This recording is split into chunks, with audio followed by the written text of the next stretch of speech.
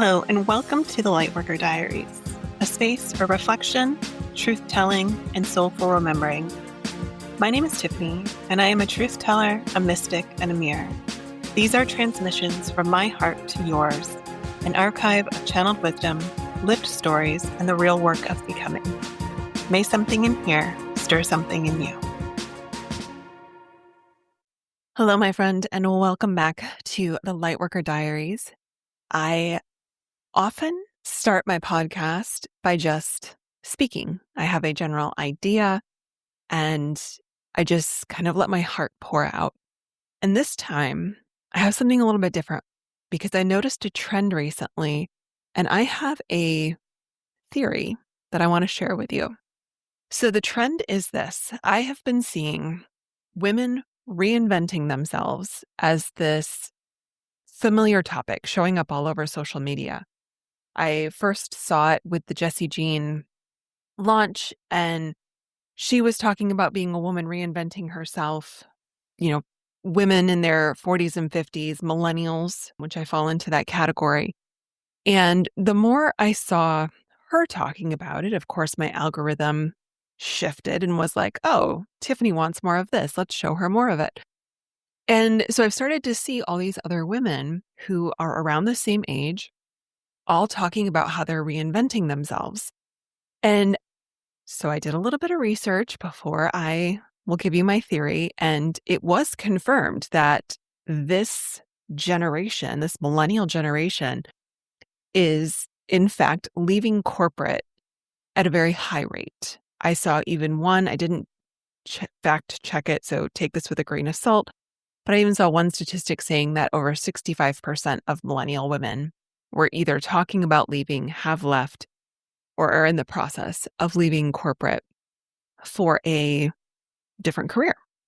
And it's been fascinating to kind of follow the posts and see what people are saying and why they're saying what they're saying and what the transitions are and where people are moving to, right? Most of them are leaving corporate. Great. And I also understand my algorithm knows I have left corporate, and so it's giving me more of the same. Social media is a mirror, just the same as reality is a mirror. So I'm not saying that this isn't partly just a reflection of my own experience, but my guess is you are probably here because you're feeling it too. Like attracts like. So here is my theory. I don't think this is a reinvention. I think this is a permission slip to finally be the versions of ourselves that we have always wanted to be, but didn't think that we could. I think this is the great cosmic permission slip in action. And I actually believe this is something that probably happens for every generation around this time, except for people have given it different names, right? Midlife crisis. That was, the generations ahead of us. And who knows, the generations behind us might come up with a different name. But I do feel like this time in our life, this, between 40 and 50, is a time when we stop fitting ourselves into a box that we have finally decided is truly, in fact, too uncomfortable to continue in. And the thing that I want to share with you, in case you didn't know this, is that there is actually an astrological transitory trend that happens around this time as well. So whether you are a believer in astrology or not, there are multiple influencing factors or energies at play that support this shift happening when you're in your 40s and 50s. And like I said, I don't think we're the first generation to go through it. I think there will be generations to come after us that will also go through it. But for those of us who are in it right now, I would like for us to consider maybe that it's not a reinvention, but it's actually a remembering. And like I said, a cosmic permission slip to do what we were always meant to be doing. If this is your first time listening to the podcast, I have spent the last 25 years climbing the corporate ladder as an accountant. I am a retired CPA. I have held leadership positions with multiple companies, including the most recent one. I was the director of operations for a $2.5 million fractional accounting firm. So I have let logic lead my path, lead my every step for the last 25 years. I have done what I thought I needed to do to make money, to earn the title, to have success, to live a life that felt right for me at the time, only to wake up and realize I just want to have so much more fun than I was having before. And not to say that I wasn't having fun, but it just wasn't the type of fun that I consider fun now. What I consider fun now is the very spacious, ease-filled, creative, connecting travel and adventure days that are filling my calendar. I have noticed that I am slowly building a business that requires a laptop less and less, and I love that more and more. I have found that discovering my voice, sharing my voice, uncovering things like this are a lot of fun for me. And I'm also wildly in love right now with creating content. I think there is a part of me that's been asking to be seen, heard, and understood for years. And every company that I worked for was like, no, not here. No, not here. No, not here. Just do what we hired you to do. And so I quit and I created a platform where I got to talk about what I wanted to talk about and tell the stories I wanted to tell, because this is what I want to be doing. So as I go through my own, air quotes, reinvention, my own remembering, my own permission slip, I also am fully aware of the astrological transits that are happening at this time. And I wanted to share some of them with you in case this is maybe new information. And if not, maybe it's a refresher. So between the ages of 40 and 60, there are 5 major transits that happen. The first starts with the Uranus opposition. That's between ages 40 to 42. It's the point where we start to say, I'm done with all the noise.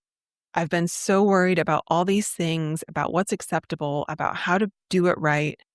And Uranus comes in and says, let's just be real. Let's just choose freedom. Let's put our needs first. And if you've listened to any of my episodes, you know I've been there. I've done that. I've got the receipts. What also comes in right around that time, I think it's, kind of depends on where the planets were when you were born, but around 40 to 43 is the Neptune square. And Neptune is more internal, where Uranus is like a great disruptor. Neptune is like the internal disruptor. It's the self-reflection, the reevaluation, the reprioritization that's leaning into your own intuition. And I think these two go really well because Uranus says, let's shake some shit up. And Neptune says, and I'm only going to do it if I get to be totally myself in the process. Let's go deep, deep within into the darkest corners of my being and see what's hiding out there, because that sounds like fun.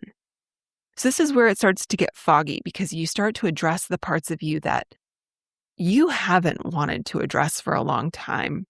But Neptune's like, here you go, front row. Let's talk about it now. Sometimes you'll also have a Pluto square. And Pluto is like the planet of death and rebirth. As Scorpio, Pluto is one of my, I want to say managing planets, but that's so corporate. I don't think that's the word, but one of the 2 planets that are associated with Scorpio, which is why, Scorpios are always talking about like the phoenix energy, constant transformation. In a way, reinvention, but it's like also coupled with this like mysterious element, this real depth.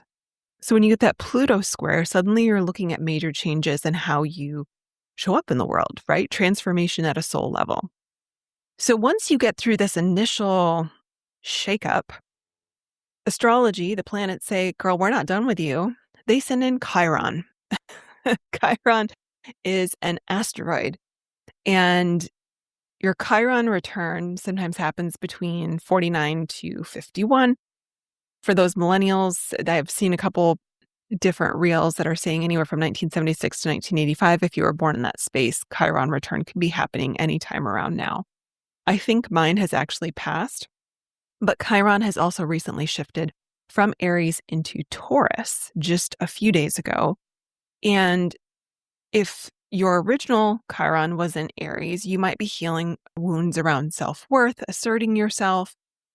But for those of you like me who have a natal Chiron in Taurus, our cosmic wound that we have spent our entire life sorting out, feeling into, experiencing is self-worth.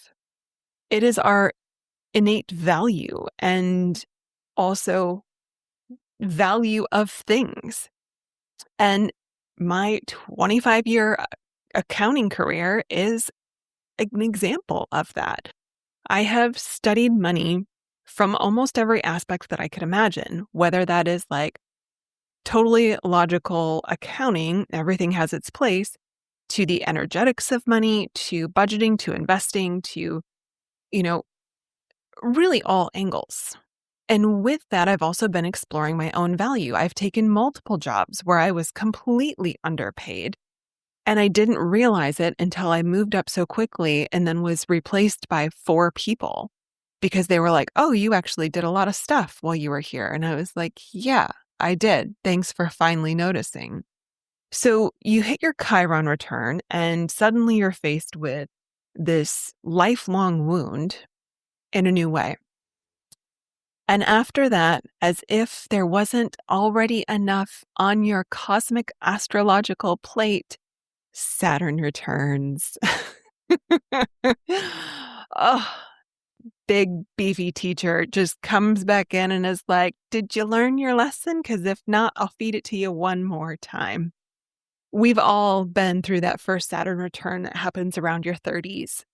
And it's the first time that your world gets rocked. It's the first time that you really have a hard look at where you're at, what you're doing, and if that's really what you're meant to be doing. My 30th birthday, was recently divorced. I had been dating this guy. I thought he was going to be like the next love of my life. Instead, he was still dating his ex-girlfriend and taking her to all the family events instead of me. So I was the side chick, even though I was completely unaware that I was the side chick. And we decided we were going to move to Portland together. And he's like, "Well, I'm going to go check it out." And he went on a weekend that I couldn't go with. He's like, "I'm going to go check it out and I'll let you know what I think." And so he went and he came back. And his comment to me was, "It's not for me, but it's perfect for you. You have to go." And that was the wake up call I didn't even know that I needed. Because essentially he was like, "You should leave this town. I'll stay here with my ex-girlfriend and all my friends, and you should leave." Obviously, he didn't say it like that, but that was how I took it. And you know what? It was the best damn advice I ever took because I left that town. I moved across the country where I knew no one, and I built a life that I have been falling madly in love with ever since. Ever since. And don't get me wrong, this city, I moved to Portland, rocked me in ways that I had no freaking clue were even possible. A spiritual awakening. I got sober after being a daily drinker for a very, very long time. I met my life partner. I went on more adventures and experiences than I ever could have dreamed of. I left corporate. I went back to corporate, and now I'm leaving again. And then I left the city. I moved to the country. Like, it's been one thing after the next, and every step has taken me closer and closer and closer to the version of me that has always been there, buried underneath all of the pressure and expectation and caretaking and responsibility of this life that I thought I was supposed to create. So now, as I mentioned, when that second Saturn return comes, sometime between 57, 60, something like that, we get to do it all over again. The beauty of it is this time, it's not the first time through it. So we have a little bit better sense of who we are and what we need to adjust or shift. And for those of us who've been doing the work every step along the way, maybe it's easier. I don't know. I'm not there yet. Somewhere in the Chiron return phase, still figuring out my value and finding worth in my expression. If you've been following along on Instagram, I shared that on Tuesday, I had a meltdown. In fact, I started recording a podcast episode for you and I had to stop because I couldn't stop crying. And I was like, well, this isn't helpful for anybody. You guys can't even understand what I'm saying. I apparently need a little bit more space to breathe through this so that I have something that I can actually share, because that middle was way too messy. I share this all with you because I think part of my purpose here in this moment is to remind us all of the importance of giving ourselves that permission slip to do what we love and to be true to ourselves. And to know that through this entire process, there are moments that are going to be beautiful and others that are going to be not so pretty. There are going to be the days when you wake up and you think to yourself, why did I do this? Why did I choose this path? And on those days, you're going to call your coach and you're going to say, help. And she's going to, and you're going to go for a walk and you're going to feel better. And then who knows, like me, you might wake up the next day to a message on, Instagram that says, I need your help. Yesterday brought me to tears in a whole different way. I have been pouring into my Instagram and doing what I can to inspire and motivate and also be just relatable and be myself and live my message. And I had someone reach out yesterday that literally said, I need you. It makes my eyes water just thinking about it, because that's all I've wanted, was to help people in the way that feels authentic and true to me, but also powerfully and transformationally, and all the buzzwords that people hate. I want to serve people in a way that makes a difference. I want to set people free. I had a conversation with a friend who just started coaching, and it was about, I bet you it was a month ago now. And she's like, can you just walk me through some of the things that you learned? And I was like, of course. And so we were talking, and during the conversation, I was asking her how things were going with social media. And she said that she just hasn't been able to get herself to post. And I was like, do you want to clear that? And she's like, well, I don't want to take advantage of your services. And I was like, girl, you have powerful work to do. Can we just clear that? We'll figure out exchange if that's what would make you feel better. But I would much rather have you out there doing this work in the world than to pretend we didn't have this conversation. I can't let this go.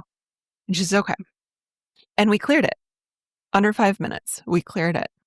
The next day, she implemented the strategy that I shared with her of doing we called it people first coaching back when I first learned about it about 8 years ago, where you give out a certain number of free sessions to start to build some momentum. She opened up 20 spots, filled all 20 spots plus in under a week. And her coaching practice is off and running. She's been posting regularly on social media. The content is brilliant. She's a complete natural. She's already grown, I think, over 500 followers, starting from a brand new account that she hadn't been posting on at all. One conversation.